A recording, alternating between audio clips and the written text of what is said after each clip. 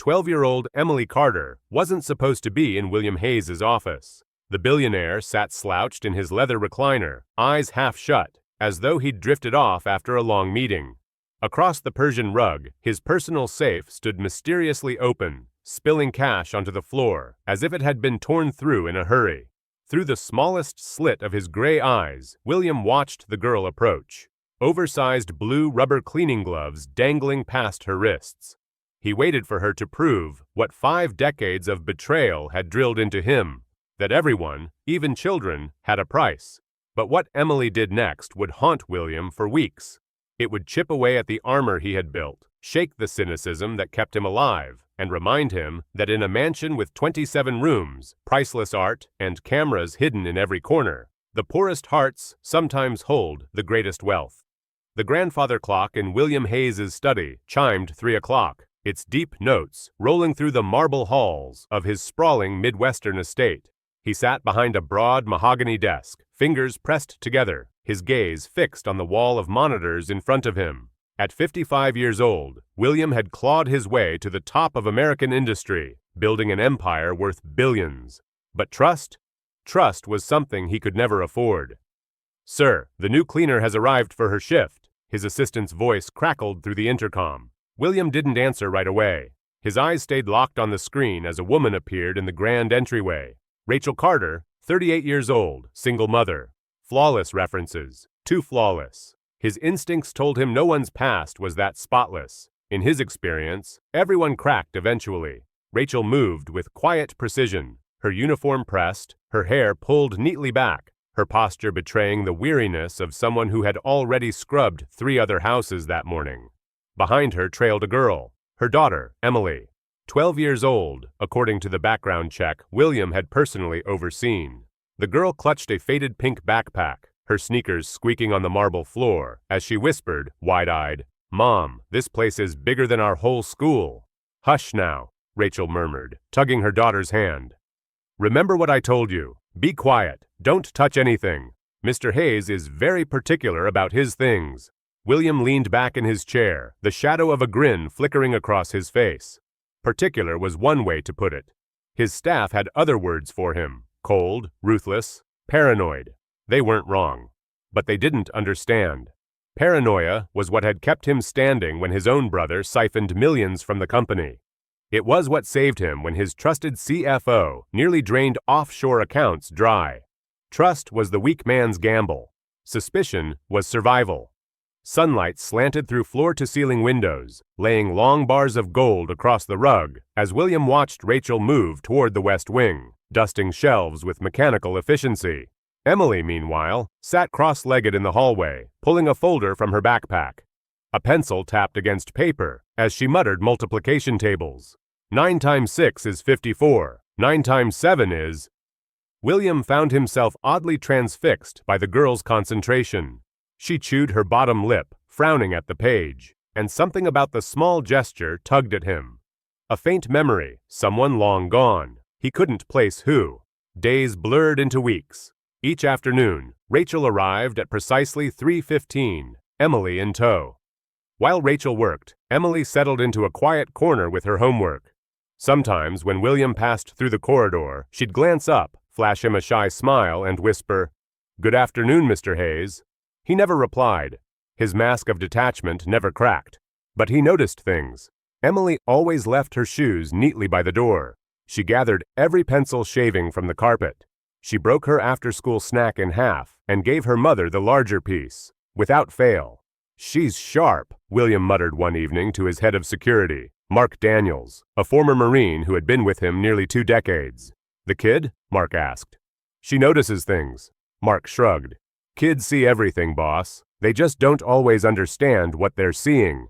But William wasn't so sure. There was a knowing in Emily's eyes, a weight that didn't belong to a child. She looked at the world like someone who had learned early that it wasn't always safe. Then came the idea. On a Thursday afternoon, 3 weeks after Rachel started, the thought struck William mid-report.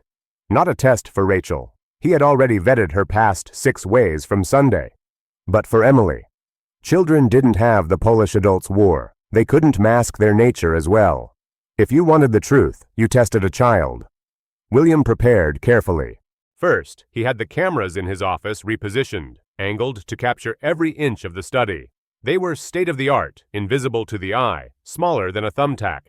Then he staged the scene. His safe, normally sealed with a 12-digit code and a biometric scan, stood just slightly ajar. Inside, neat stacks of $100 bills sat beside a handful of antique gold coins. On the floor, a few bills lay scattered as though dropped in haste. Finally, he loosened his tie, leaned back in his chair, and shut his eyes halfway, the picture of a man drifting into a mid-afternoon nap. The test was set. The bait was waiting. Would Emily Carter reveal her true nature, as every soul eventually did? Or would this child, with her worn sneakers and careful ways, prove him wrong in a way that would shake his empire more deeply than any corporate betrayal ever had?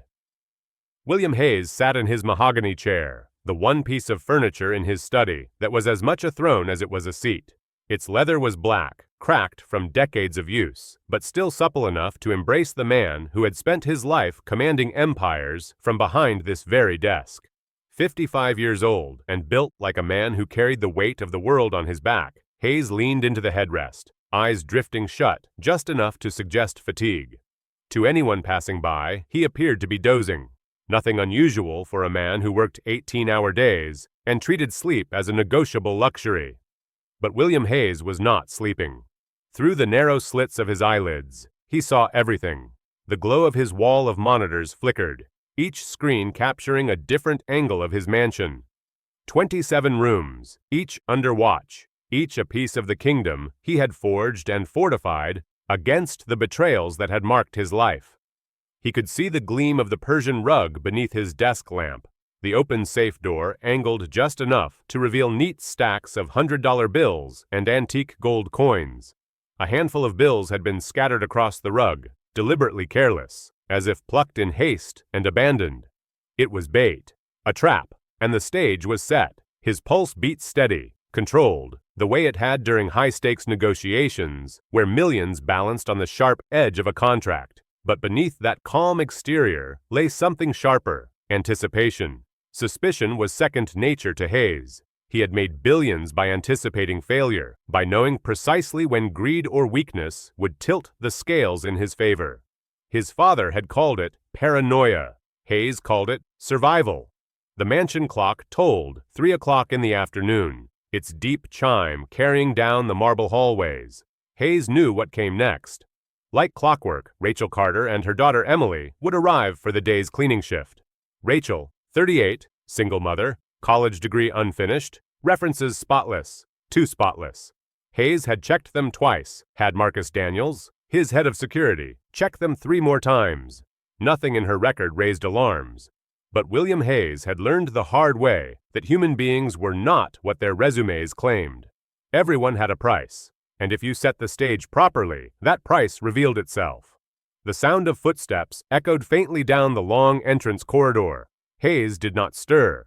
Rachel's voice carried first, calm, but edged with the fatigue of someone holding her world together with sheer determination.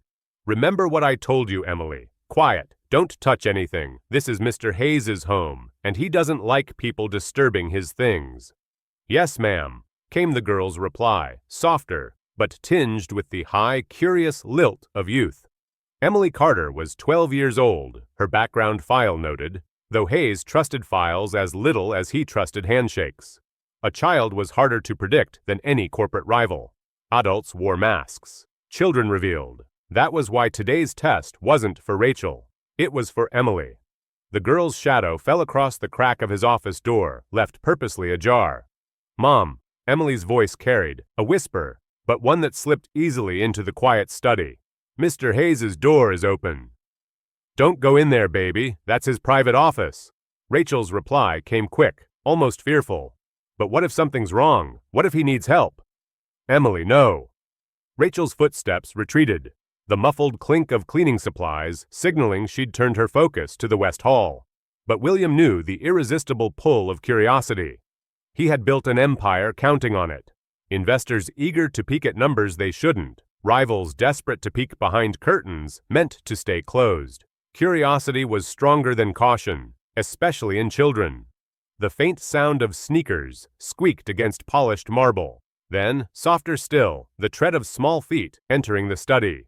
Hayes's pulse jumped, though his breathing remained slow and steady.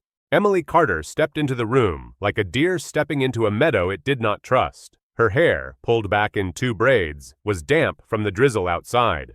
Her oversized yellow gloves, too big by 2 sizes at least, hung loose on her hands, fingers flopping comically as she flexed them. Likely borrowed from her mother's cleaning kit, they made her look less like a maid's daughter and more like a child playing dress-up. Yet there was nothing playful about the way she paused, taking in the scene. First, her gaze lingered on him, the mighty William Hayes, billionaire of Midwestern finance, pretending to slumber in his leather chair, her head tilted, her brows furrowed. For a moment, Hayes almost believed she might step back out the door, convinced the man was merely sleeping. But then her eyes moved to the safe. The money lay there like a serpent coiled in plain sight. Alluring, dangerous. Hayes's chest tightened. This was the moment of truth. The test. Would she pocket a bill? Slip a coin into her backpack? Children were impulsive. They reached, they grabbed. He had seen interns risk careers for a $20 gift card. Surely a girl from the rough side of town, whose mother juggled 3 jobs, would not resist the allure of bills crisp enough to pay rent for a month. She moved closer, each step deliberate. Kneeling beside the open safe, Emily pressed the cuffs of her gloves against her knees. Her eyes lingered on the bills, and Hayes caught a flicker. Was it longing, calculation, greed?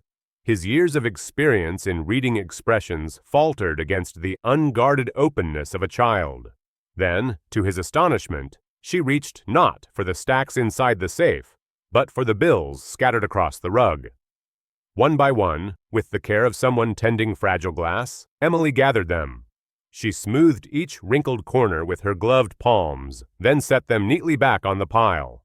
Her small hands struggled to align the edges, but she tried. Good Lord, she tried. Hayes felt his practiced breathing nearly betray him.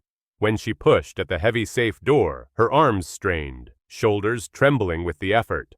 After several seconds, the steel creaked an inch closer to shut. She stepped back, satisfied with the result, and brushed her knees clean. Hayes could hardly believe what he had witnessed, but she wasn't finished. Crossing to his desk, she noticed the glass paperweight near the edge, dangerously close to falling. She cupped it carefully in her gloves and placed it back in the center, safe from harm. Then, as if pulled by some invisible string, she approached him. His tie, loosened for effect, hung crooked. With infinite gentleness, Emily straightened it. Her touch so light, it barely stirred the fabric. "Sleep good, Mr. Hayes," she whispered. "Mom says everybody needs rest, even rich people." Then she was gone, her footsteps pattering down the hall, swallowed by the quiet hum of the mansion. William Hayes did not move for nearly a minute. His mind reeled. In 30 years of testing people, they almost always failed. Greed was as constant as gravity. He had built his fortune by exploiting it, by knowing it would always win. Yet this child, this 12-year-old girl with her oversized gloves and worn sneakers, had done the opposite. She had chosen honesty. She had chosen care. For no reason other than it was right. Finally, Hayes opened his eyes fully. He sat forward, his fingers trembling ever so slightly as they tapped the desk. His gaze darted to the monitor, replaying the scene. He rewound it, then again, scrutinizing every second, searching for deception. Sleight of hand, a hidden pocket, some trick. There was none. Just a little girl doing the right thing when no one was watching. He reached for the decanter on the sideboard, poured himself 2 fingers of Macallan 25, and walked to the window. Outside, the manicured lawn stretched 3 acres to the gates, autumn leaves swirling in the breeze. The sunset painted the sky with streaks of orange and crimson, as if mocking his turmoil. In the hollow of his chest, a feeling stirred. Not admiration, not gratitude, something colder, sharper, shame. Emily Carter had never been inside a room like this before. The study smelled faintly of leather and oak polish, the kind her mother sometimes used on the banisters of old townhouses. But here, The scent carried with it a weight, like history pressed into the wood. She had walked in slowly, cautious of every step, on the thick rug, her sneakers squeaking just once on the polished marble before being swallowed by the soft pile beneath her. Her yellow cleaning gloves hung off her hands awkwardly, the fingertips folding down like the ears of an old hound. She flexed her fingers, embarrassed by how clumsy they looked. Mom had handed them to her in the car that morning, saying, "If you're going to tag along, at least keep your hands clean." Emily had obeyed without argument. She always did. Now, in this vast study, those gloves made her feel like an intruder. She looked at Mr. Hayes, the man her mother warned her never to disturb, 55 years old, sharp as steel, her mom had whispered. The kind of man who can crush you with a look if you cross him. Emily studied his face. His gray eyes seemed closed, his chest rising and falling slowly like someone in deep rest. She tilted her head. Was he really asleep? Something about him seemed too still. She thought of Grandma Rose, who always told her, "Even giants need rest, baby girl. Don't let their frowns fool you." Still, Emily hesitated, and then her gaze drifted to the open safe. The sight almost knocked the air from her lungs.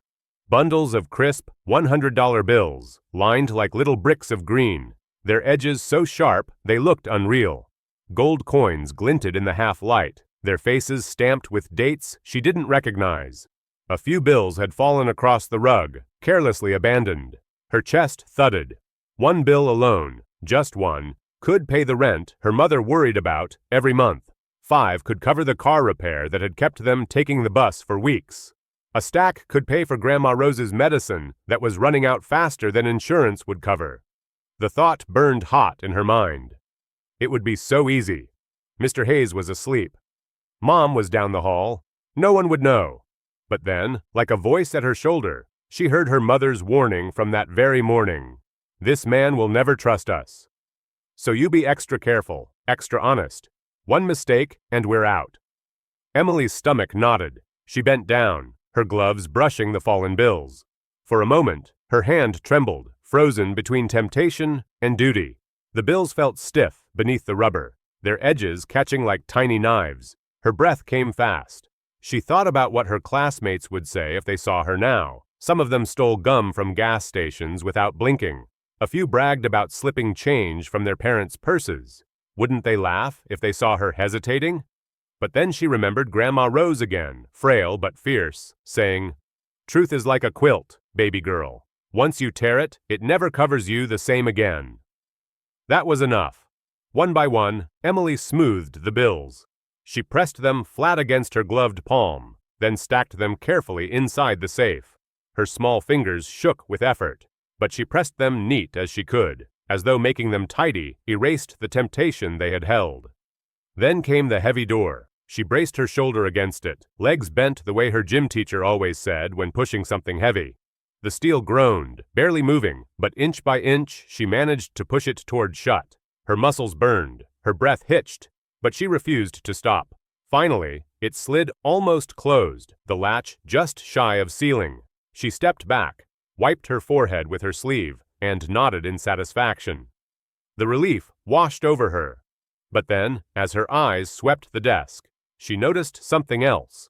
A glass paperweight teetering close to the edge. It caught the light in a way that seemed almost alive, like a drop of water about to fall. Emily darted over, caught it between her gloves, and set it squarely in the middle of the desk. Safe. Solid. She turned to leave, her heart still pounding, when her eyes returned to Mr. Hayes. His tie lay twisted, a bit askew. Without thinking, she reached out. With infinite gentleness, she straightened it, smoothing the fabric across his chest. "Sleep good, Mr. Hayes," she whispered, so soft the words felt secret. "Mom says even rich people need rest." And with that, she slipped out the door, sneakers padding back into the hall. William Hayes waited until her footsteps faded. His chest was tight, his breathing uneven. For decades, he had built his fortune on the belief that greed was inevitable. It wasn't cynical, he always told himself. It was practical, predictable. In 30 years of tests, employees and partners had failed him more often than not. Even the ones who passed usually did so for appearances, not integrity. But what he had just seen? That child had not only resisted temptation, but had done the opposite. She had protected his money, straightened his desk, even adjusted his tie with care. She had acted not like a thief, but like family. He reached for the decanter, poured himself a measure of scotch, and turned to the monitors. He rewound the footage, watching her every motion. The way she smoothed the bills, not carelessly, but carefully. The way she braced her whole body against the safe door. The way her lips moved, as if whispering encouragement to herself. Nothing about it was rehearsed. Nothing about it was coached. It was, impossibly, genuine. Hayes sat back heavily. His chest ached with something he hadn't felt in years. Shame. Shame that he had expected betrayal from a child. Shame that he had staged this whole spectacle, ready to catch her failing. Shame that for all his billions, the one thing he had never invested in was trust. Outside his window, the sun slid low, casting the estate in amber light. For the first time in years, William Hayes felt something shift in his fortress of suspicion. A crack, small but undeniable. And through that crack, something dangerous seeped in. The possibility that his assumptions about human nature might be wrong. He didn't like it, but he couldn't stop watching the screen. The following days passed slowly, the kind of slow that felt like time itself was deliberately dragging its heels. William Hayes sat behind his desk as usual, a figure of cold calculation. The quiet hum of his mansion, punctuated by the occasional echo of footsteps or the clink of a cleaning supply cart, never once broke his focus. He had a schedule to follow, a billion-dollar empire to manage and trust. Well, trust wasn't a luxury he could afford, not after all the betrayals. For 3 days, he reviewed the footage again and again. Every angle, every moment.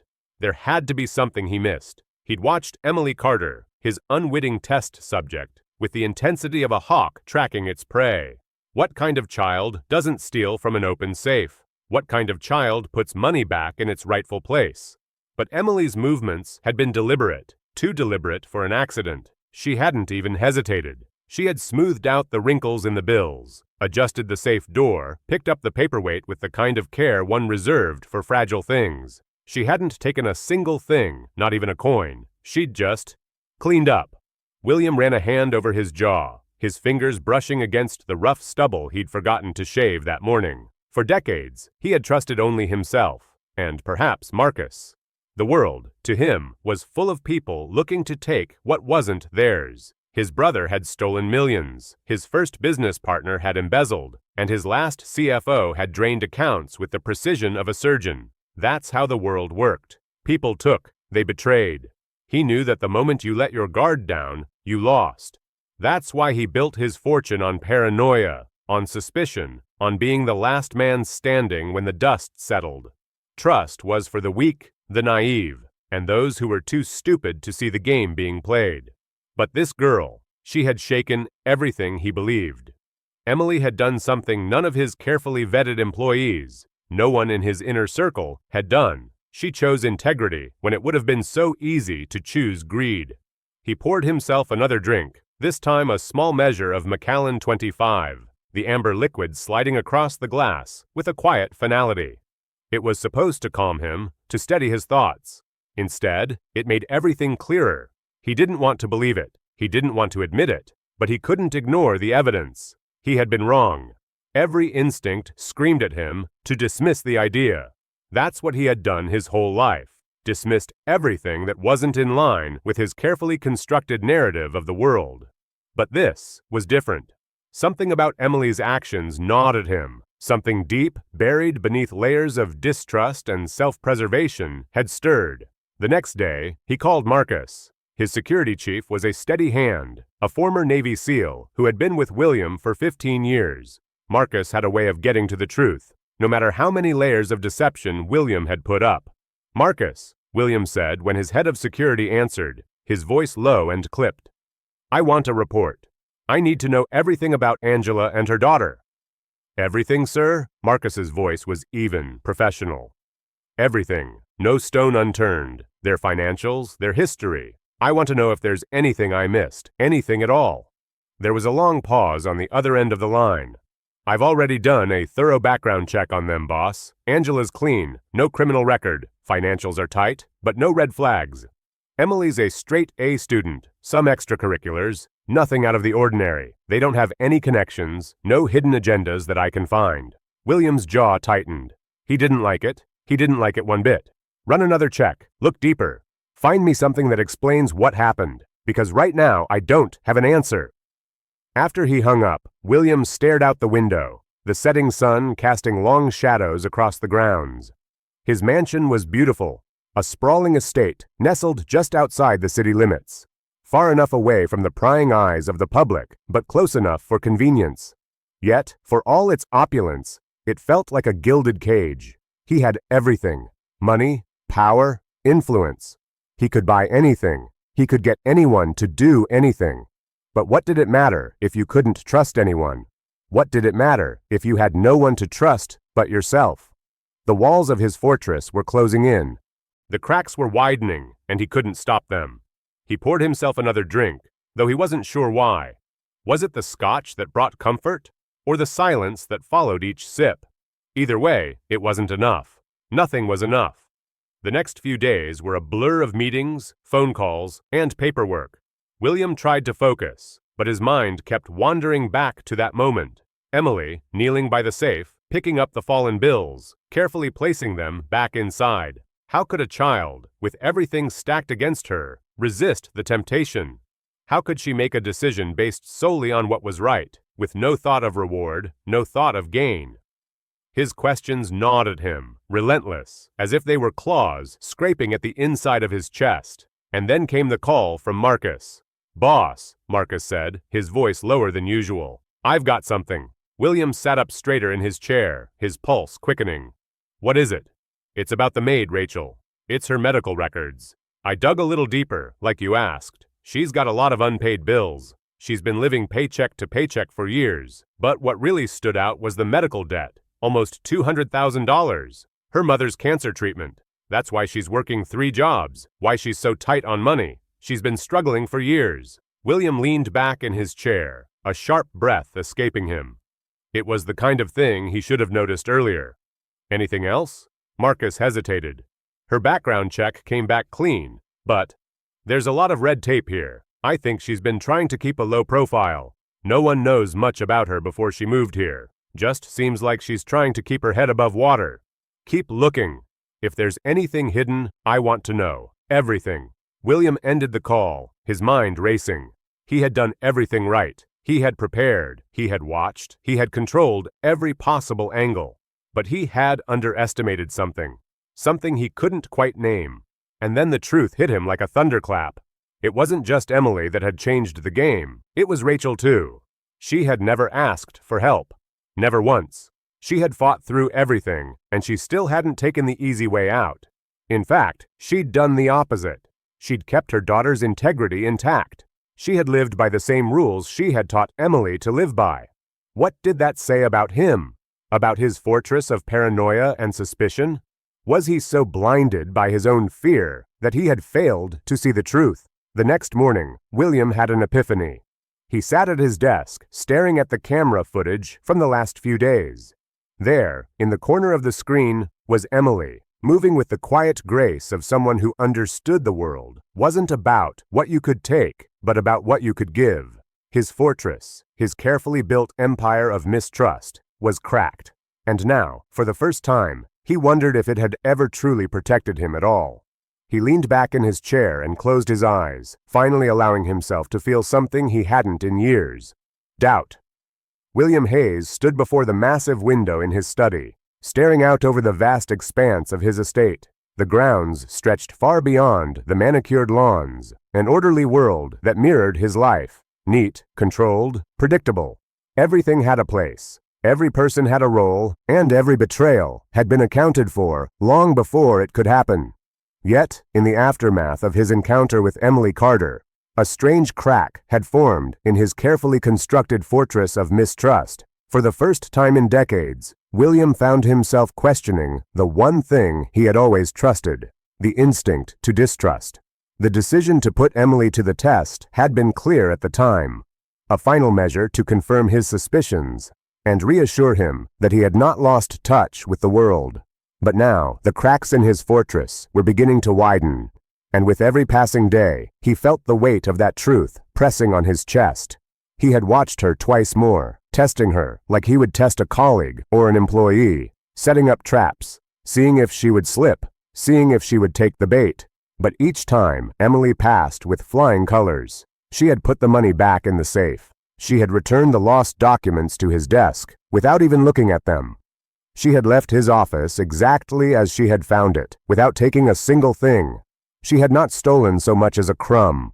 It gnawed at him. Every time she chose integrity, he felt the sting of his own failures. And so, he devised another test, one that would push the limits. This time, it would not be money or papers. This time, he would test Emily's character in a way that even he would struggle to pass. The following day, William set up the next stage of his plan. He waited for Emily to arrive, knowing full well that she would. The schedule was etched in his mind now. Rachel and Emily would arrive at precisely 3:15 every afternoon, the girl carrying her faded backpack and keeping to herself. William had made his decision. This time, he would place something personal on his desk, something with emotional value, not financial. He selected a photograph of his late father, a man whose memory had haunted him since his youth, a man who had built the foundation of the empire William had inherited. The photo, framed in dark mahogany, showed the two of them standing side by side in front of the first office building William had ever purchased, smiling proudly. His father's face radiated strength, the same strength William had prided himself on possessing. But the photograph was more than just a memento. It was a reminder of the life William had built, of the years of sacrifices, of the trust he had placed in only a handful of people, and how each of them had betrayed him in one way or another. He placed the photograph on his desk, positioned so it would be impossible for Emily to miss.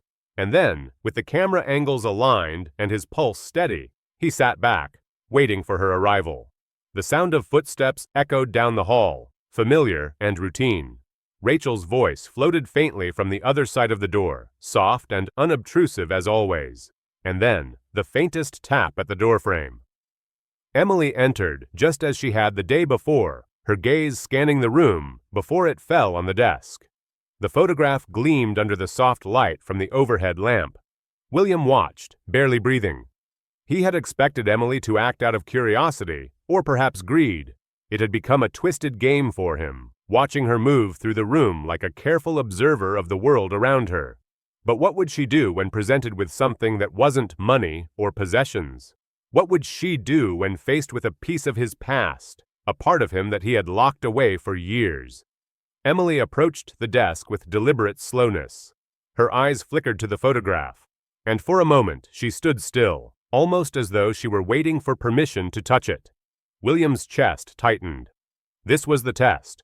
Would she respect the boundary, or would she take what wasn't hers?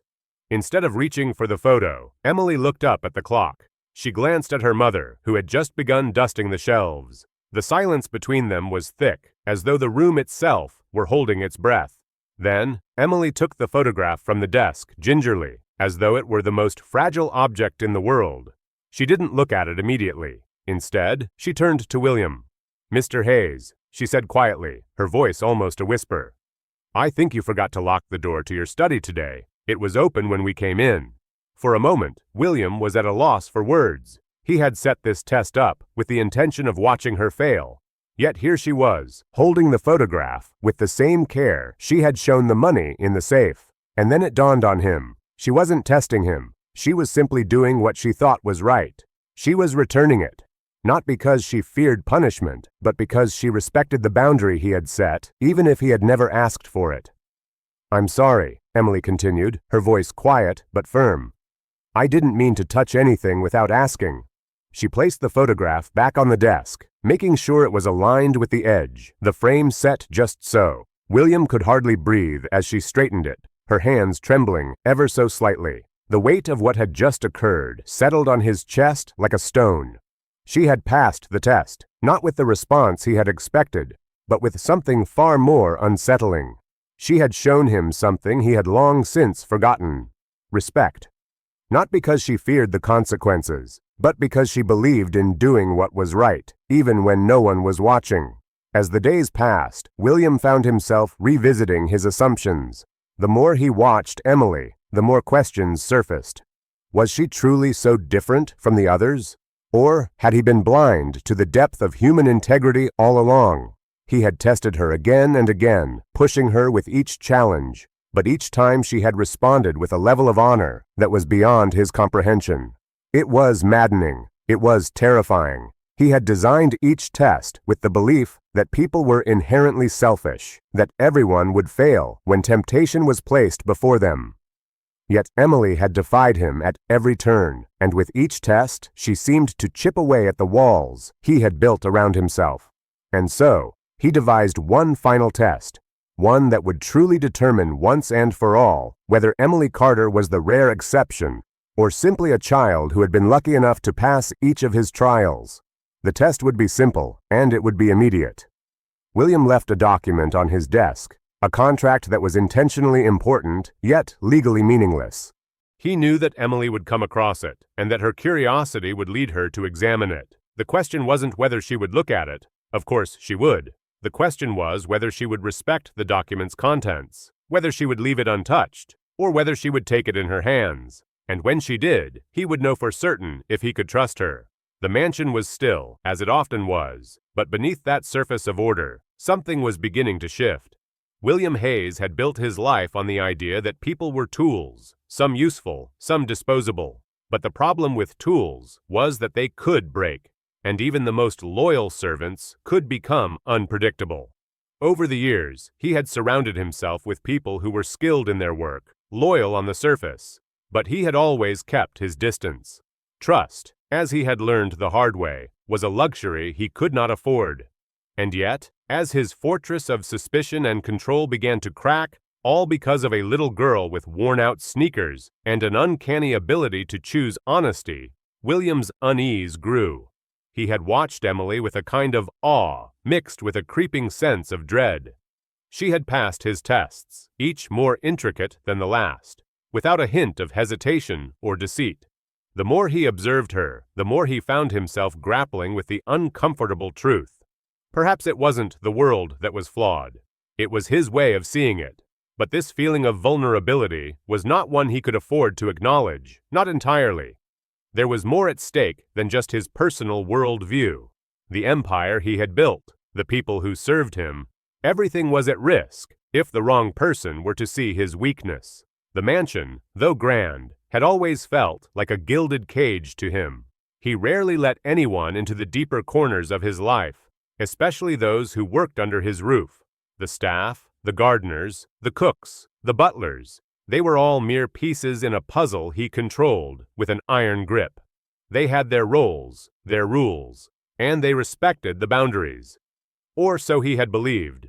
But now, something had changed. His personal fortress was under threat from an unlikely place. Inside the walls, among the very people he trusted. It wasn't just Emily's innocence that unsettled him.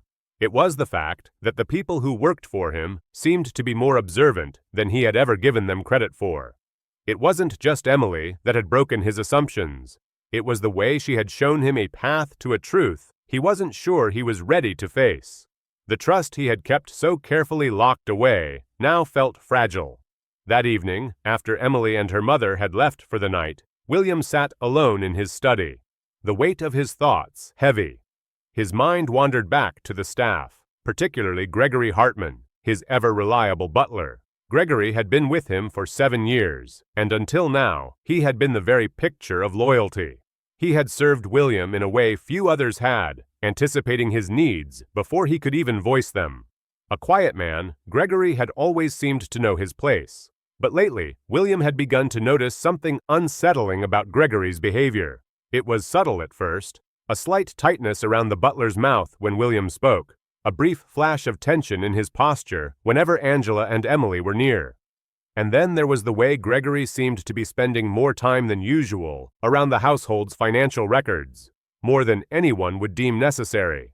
It wasn't that William had suspected Gregory of anything outright. He had no proof, no solid evidence. But he knew better than anyone that people were not always as they appeared. The unease he had been feeling, this sense of something amiss, was not just coming from Emily or Rachel. It was Gregory, too. William's suspicion was confirmed one evening, as he happened to pass by the kitchen. The staff was gathering for their usual evening meal, and through the small gap in the door, he could see Gregory standing slightly apart from the others, his eyes darting back and forth, as if he were waiting for something. His hands were tense at his sides, clenched tightly, though the rest of his body remained still. There was a nervous energy about him that William had never noticed before. It wasn't just Gregory's behavior that had William concerned. It was the way his house was changing. Angela had been working in the mansion for a few weeks now, and in that time, she had gradually assumed a more authoritative role, even over Gregory. She kept the house running smoothly, organized things with an ease that surprised even the most experienced staff. She had become indispensable, and for some reason, that seemed to unsettle Gregory. He had been a fixture in the house for so long that the appearance of a newcomer, rising to prominence, had shaken something inside him. William decided it was time to address the situation directly. The subtle tensions were too obvious to ignore any longer. The next morning, as the staff began their work for the day, William called Gregory into his office. There was a stiffness to his movements, a certain coldness that he had never shown to his longtime butler. Gregory entered the room with his usual grace, though William noticed the way his eyes flicked toward the door, checking for an escape route, however subtle. "Gregory," William began, his voice calm but firm, "I've been noticing some things around here lately. There's been a shift in the air, so to speak. You've been acting different." He paused, studying Gregory's reaction. The butler didn't flinch, but William could see the flicker of tension in his eyes. "I've always prided myself on loyalty, Gregory," William continued, his gaze never leaving the butler's face. "And I trust that loyalty runs both ways, but I'm getting the sense that something is off." Gregory's face remained impassive, but William could feel the walls closing in, the silent battle between them playing out behind his cold stare. "Is there something you'd like to tell me?" William pressed, leaning forward slightly, his voice a low challenge. Gregory swallowed, then finally spoke. "Sir, I've always served you well. I've always respected your privacy, and I've been loyal, as you said." He hesitated, but there was a flicker of something else, something that suggested more than just a fleeting thought. William's heart raced. He had pushed too far, but Gregory was playing a dangerous game, one that threatened to expose more than just his insecurities. "If you have something to say it," William said, his tone edging toward the cold indifference that had kept him safe all these years. Gregory's jaw clenched. "There's been talk, sir, among the staff, about Mrs. Washington and her daughter. They're not what they seem. Some of the others, they say things. I just wanted to make sure you knew." William's stomach tightened. "What things?" Gregory's eyes shifted nervously. "They say she's using her daughter to manipulate you, to get what she wants. She's playing the long game, sir. And there are whispers about you, too, about how you're changing." His voice faltered, but the words were out, hanging in the air like a poisonous mist. William felt the blood drain from his face. "You don't know what you're talking about," he said, his voice flat, though his mind was racing. The paranoia, the distrust, it was all rising once again, like a flood that threatened to swallow him whole. Gregory stepped back slightly, as if realizing he had overstepped, but the damage had been done. The seed of doubt had been planted, and William knew he would never look at the staff in the same way again. As William sat in his office, alone with his thoughts, the pieces began to fall into place. Gregory's behavior, his subtle warnings, had been a test of his own. A test to see if William was still the man he once was.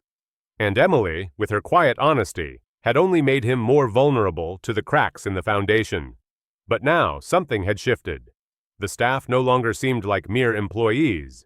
They were players in a much larger game, and if they could manipulate him, if they could play with his trust as easily as they had, then what was left of the empire he had built? Shadows moved in the corners of his mind, and he wondered how long it would take before those shadows grew enough to swallow him whole. The house was eerily silent that evening. a silence that stretched longer than it should have. William Hayes sat at his desk, fingers pressed together, staring at the papers in front of him without really seeing them. The last few days had been a whirlwind of tension, the subtle changes he'd noticed in the staff, the constant hum of doubt gnawing at him. He had suspected something for a while now, but hearing Gregory's words from earlier still echoed in his mind. She's using her daughter to manipulate you. The idea seemed preposterous, but it lingered, unsettling him. Could it be true? Could someone, especially someone like Rachel, be trying to deceive him, using her daughter to gain favor? The question twisted inside him. What did it say about him that he even had to ask such a thing? And what did it say about his fortress of paranoia, the walls he had built so high that even the slightest crack felt like a gaping hole in his security? He had always believed that people like Gregory, who served him with such unwavering loyalty, could be trusted. He had believed that his instincts, honed over decades of navigating the treacherous world of business, would always keep him one step ahead of any potential betrayal. But as he sat there, the house feeling too quiet, too empty, something was telling him that he was wrong. He had been wrong all along. The next morning, the air in the mansion was heavy with unspoken tension. As the staff moved about their duties, William could feel the weight of their eyes on him. He watched them closely, his gaze flicking from one person to the next. The housekeeper, the cook, the groundskeeper, all of them had their roles, all of them had their boundaries. But it was Gregory that William kept returning to, as if the butler were the very axis upon which the entire house revolved. The more William observed Gregory, the more he became convinced that something was wrong. The way Gregory moved, the way he interacted with the other staff, the way his eyes darted nervously when he thought no one was looking. It was all wrong. William had spent years perfecting the art of reading people, of understanding their motives before they even spoke. And now, for the first time in his life, he was failing to read the very man who had been by his side for so long. His instincts told him that Gregory had been hiding something, and William knew better than to let things fester. If Gregory was going to betray him, he would have to confront it head-on. There was no room for hesitation, no room for doubt. The empire he had built had been founded on the idea that weakness, any form of it, was to be eradicated before it could spread. At precisely 2:30 p.m., William called Gregory into his office. His voice was cold, unyielding, as he instructed his butler to meet him there. When Gregory entered, his usual polished demeanor seemed to falter for a fraction of a second.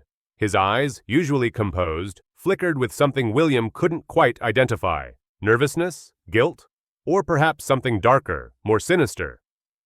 "Gregory," William said, his tone crisp, "I've been noticing something lately.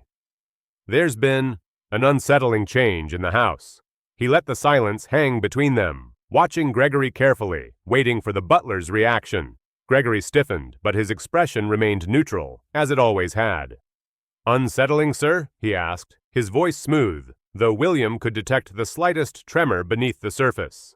William leaned forward, his eyes narrowing. "Yes, you've been acting differently. Your behavior has changed, and I need to know why. This house is built on trust, Gregory. I've trusted you, but lately, that trust has started to erode." Gregory shifted on his feet, his hands folding in front of him. "I assure you, sir, I've done nothing wrong. Perhaps the stress of the household is wearing on me. The demands of the job have increased, but nothing that should concern you." William's gaze hardened. "I don't believe that, Gregory. The way you've been watching Rachel, the way you've been treating Emily, something's not right. You've become more distant. You're hiding something from me, and I need you to be honest." The words hit Gregory harder than William had expected. For a long moment, Gregory stood motionless, his face a mask of carefully constructed calm. Then, without warning, he stepped forward, lowering his voice to a near whisper. "I've been loyal to you, William, but I can't keep living this lie. The truth is, I've been watching you. I've been watching how the staff has changed since Rachel and her daughter arrived. They're not who they seem to be. I'm not the only one who's noticed it." William froze. "What are you talking about?" His pulse quickened, a sick feeling creeping up his spine. Gregory took a step back, glancing around the room before continuing. "I've seen how Rachel manipulates you. I've seen how she uses her daughter to gain favor. to make you think she's the perfect employee. But it's all a facade, William. She's playing you, and she's playing the others too. William felt a chill run through him. His mind raced. This was it. Gregory had turned on him. He had been right to be paranoid all along. But the more Gregory spoke, the more William felt a gnawing sense of unease. There was something about his words that didn't ring true, something off-kilter about the way he was framing the situation. It was as if he were projecting his own fears onto others, painting Rachel with the same broad brush of suspicion that had once served him so well. "No," William said, his voice firm. "You're wrong, Gregory. Rachel and Emily are trustworthy. I've watched them. They've passed every test I've given them. They've done nothing wrong." He stood up, the weight of his words pressing down on him like a heavy stone. "You've crossed a line, Gregory. You've betrayed my trust, and for that, you're no longer welcome here." Gregory's eyes flashed, a brief moment of anger breaking through his mask. "You'll regret this, William," he said, his voice low and dangerous. "You think you know the truth, but you've been blind. You've trusted the wrong people, and now you'll pay the price." With that, Gregory turned on his heel and stormed out of the office, leaving William standing there, stunned and shaken. The air in the room seemed to grow colder, the silence heavier. Had he made a mistake? He had never expected Gregory, of all people, to turn on him. The butler had been more than just an employee. He had been a confidant, a partner in his empire. And now, just like that, he was gone. William sat down at his desk, his mind reeling. For the first time in years, the walls of his fortress seemed to close in on him.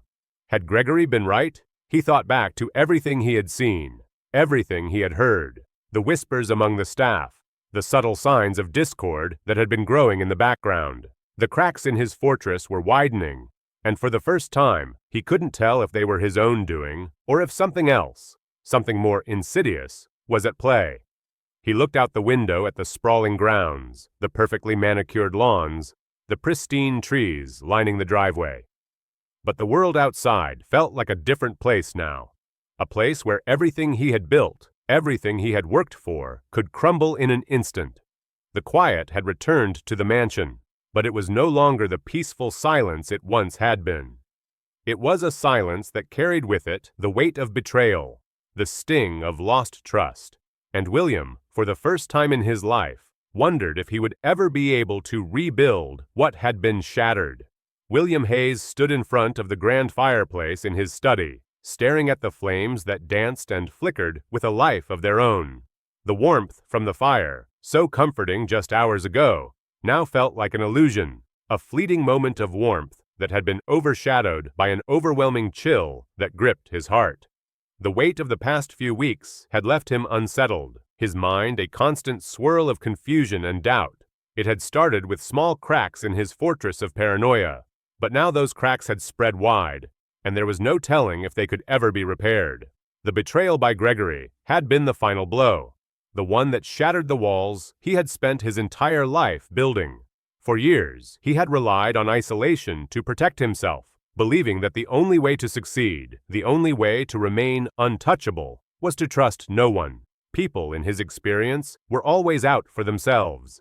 And that had made him fiercely independent, fiercely self-reliant. But now, sitting in the darkened silence of his office, William was beginning to see the flaw in that logic.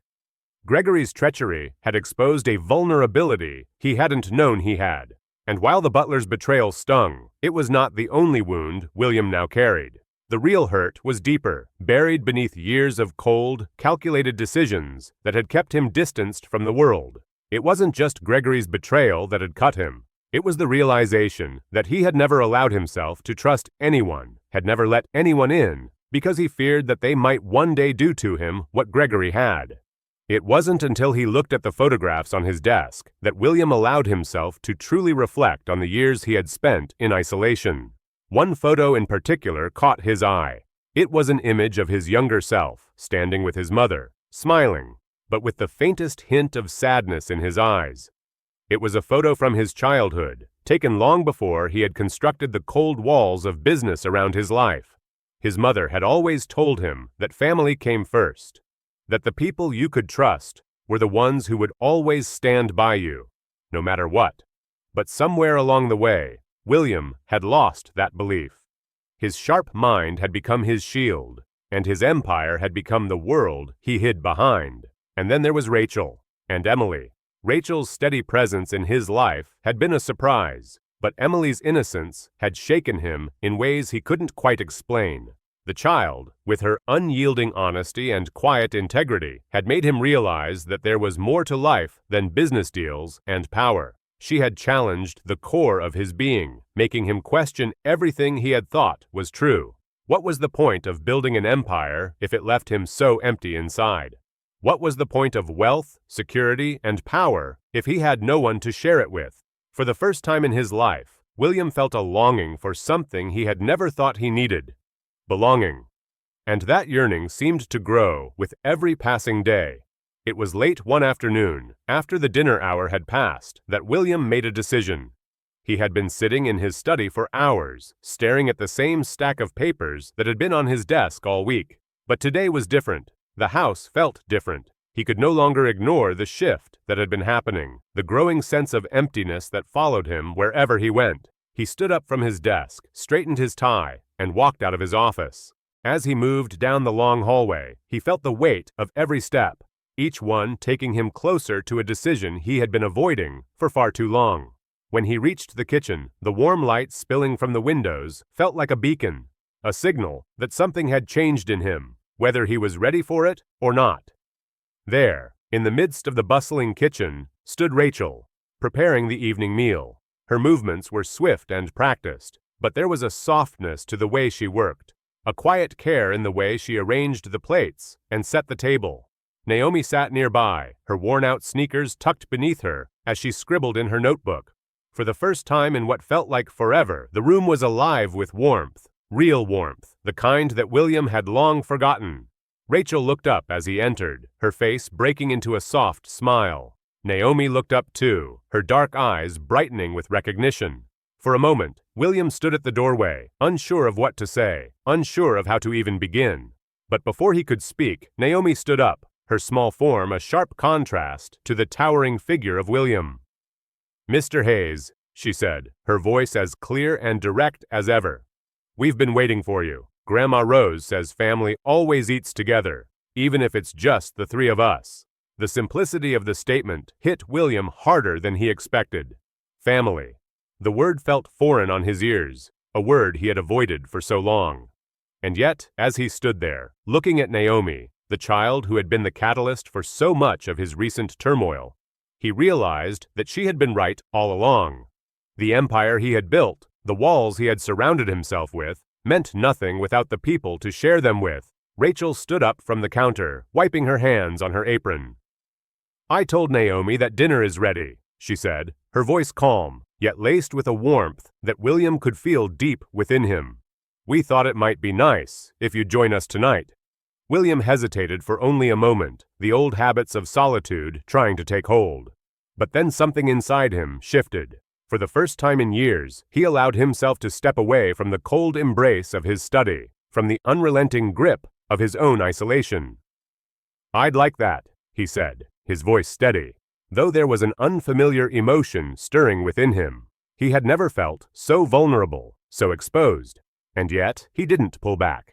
Instead, he followed Rachel and Naomi to the dining room, where the small table was set, with plates of food, the smell of homemade cooking filling the air. As they sat down together, Naomi spoke up, her voice light. "Mom says I'm getting better at writing," she said, her eyes gleaming with excitement. "I even wrote a story about Mr. Hayes, and how he's like a dragon guarding all his treasure, but then he lets people in and they find all the good stuff inside." William couldn't help but laugh. The innocence of her words was a balm to the harsh edges of his own cynicism. Rachel smiled softly, looking between him and Naomi. "She's right, you know. You've spent so much of your life building walls, but now you're starting to let people in." For a moment, William said nothing. He looked at Naomi, her face glowing with hope and curiosity. He looked at Rachel, the woman who had come into his life like a quiet storm, shaking his world in ways he never expected. And for the first time, he felt a sense of peace, something he had never allowed himself to feel. The walls were coming down, brick by brick. And for once, William didn't feel afraid. The evening passed slowly, the warmth of the meal and the conversations surrounding it giving him a sense of belonging he hadn't known he was missing. As they finished their dinner, Naomi leaned back in her chair and let out a satisfied sigh. "See, Mr. Hayes," she said, "family is like a puzzle. It's made of all kinds of pieces, but once they all fit together, it makes something really nice." William smiled, a genuine smile that reached his eyes. "You're right, Naomi. I think I've been trying to solve the wrong puzzle all along." And as he sat there, surrounded by the people he had once pushed away, William Hayes realized that it wasn't wealth or power that mattered. It wasn't the empire he had built or the walls he had erected. What mattered was the connections he had forged, the people who stood beside him, not because they had to, but because they chose to.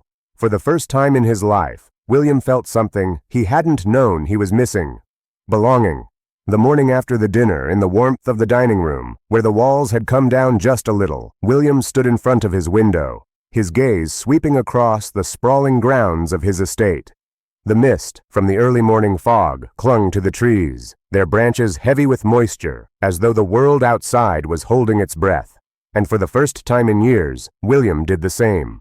He was aware of the weight of his life, the years spent in isolation, the fortress he had built around himself, brick by cold brick, and yet, for the first time, he felt a quiet stir inside.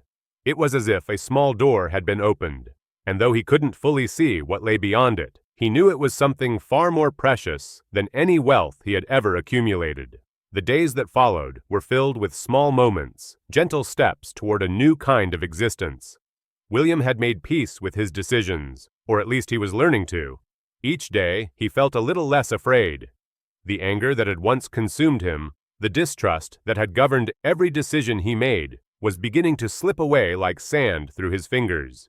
He had finally realized that the true measure of his life wasn't in his business dealings or his fortune. It was in the people who had stayed, who had chosen to trust him, and who had, in turn, shown him that trust was still possible.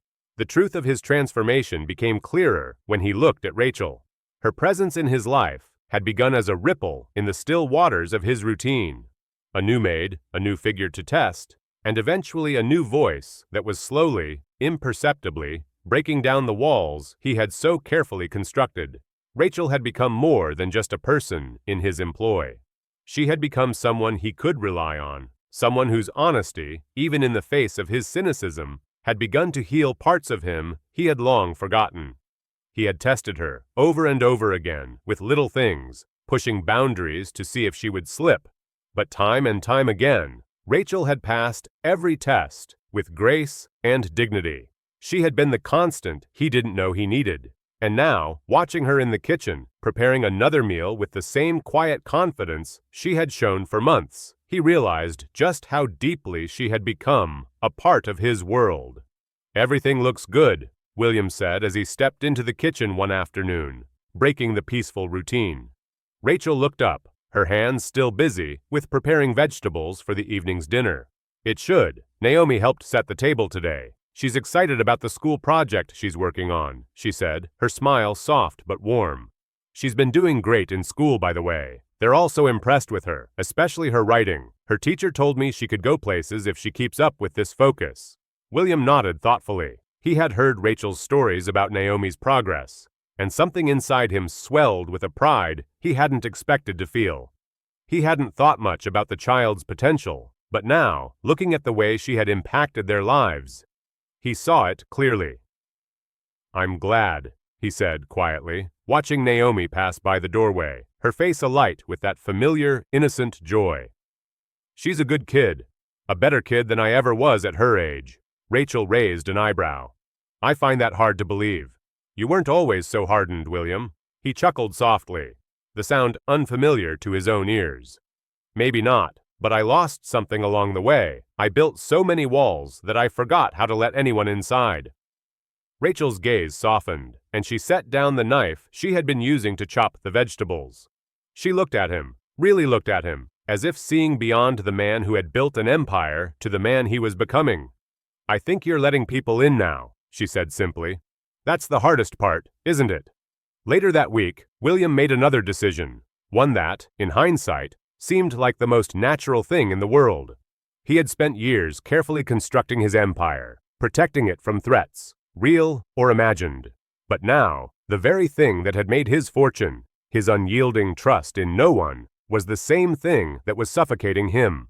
The irony of it hit him square in the chest. He had spent his life learning how to protect himself, only to realize that the one thing that could truly protect him was something he had never allowed himself to have.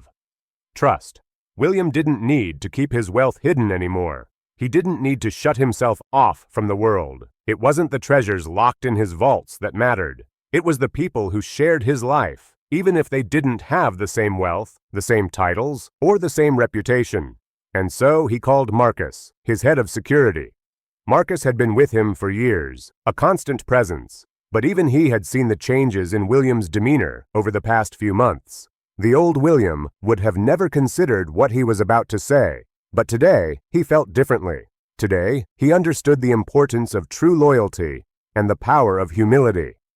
"Marcus, I need you to start a process for making the foundation more transparent," William said, sitting behind his desk. His fingers drummed lightly on the surface. "I'm not talking about just business. I mean everything. I want to make sure that people understand where our wealth goes, who it benefits, and how we contribute to the world." Marcus raised an eyebrow, but William could see the understanding in his eyes. "Sir, you've never discussed anything like this before." "I know," William admitted, "but it's time I start." He wasn't entirely sure what had driven the change in him. Maybe it was the quiet resilience of Emily, the honest, unflinching way Rachel had supported him. Or perhaps it was simply the realization that he couldn't keep living the way he had. He had spent too much time avoiding connections, too many years clinging to what he believed was security. "Make the necessary arrangements," he said firmly, his voice steady. "And begin with the Washington family." In the weeks that followed, the transformation in William's life became even more apparent. Naomi received an invitation to Preston Academy, the prestigious school she had worked so hard to qualify for. Angela was offered a permanent, salaried position managing the household, with health benefits for her and her family. Both women, who had once been viewed as just employees, were now central figures in his life. His wealth, his empire, now had a purpose beyond the personal gain it had once represented. He could share it, build upon it, use it to empower others.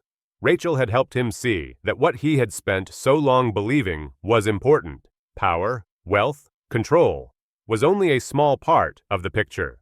The true value was in the people he surrounded himself with, in the family he was finally allowing himself to be a part of. But it wasn't just the Washingtons who benefited from the changes. The staff, too, found their roles transformed. Mrs. Patterson, once the quiet housekeeper, became an integral part of the operation, working with Angela to ensure the household ran smoothly. Marcus was no longer just security. He became a trusted advisor, helping William rebuild what had once been a fortress of distrust into something stronger, a foundation of trust. Months passed, and though the scars of betrayal never fully disappeared, William found that the feeling of belonging he had longed for was no longer a fleeting dream. It was real. It was here, in the warmth of this family, in the way they worked together, laughed together, and supported each other. His mansion, once empty and cold, was now filled with life, and for the first time in years, William was not alone. One afternoon, as William sat at the kitchen table with Rachel, Naomi, and Angela, he looked around at the faces that had become more than just those of employees. They were his family now, a family built not on blood, but on loyalty, love, and shared understanding. Naomi was sharing stories about her latest school project, and Rachel was offering quiet, knowing smiles as Angela spoke with pride about her daughter's progress. "Mr. Hayes, don't you think it's funny?" Naomi said suddenly, breaking through his thoughts. "How all this stuff you worked for. It wasn't really the important stuff after all."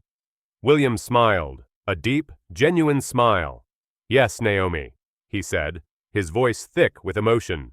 "I think you're absolutely right. If you found William's journey from isolation to belonging inspiring, imagine what changes could unfold in your own life if you embraced trust and connection over walls and distrust." What's one step you could take today to build a stronger connection with those around you?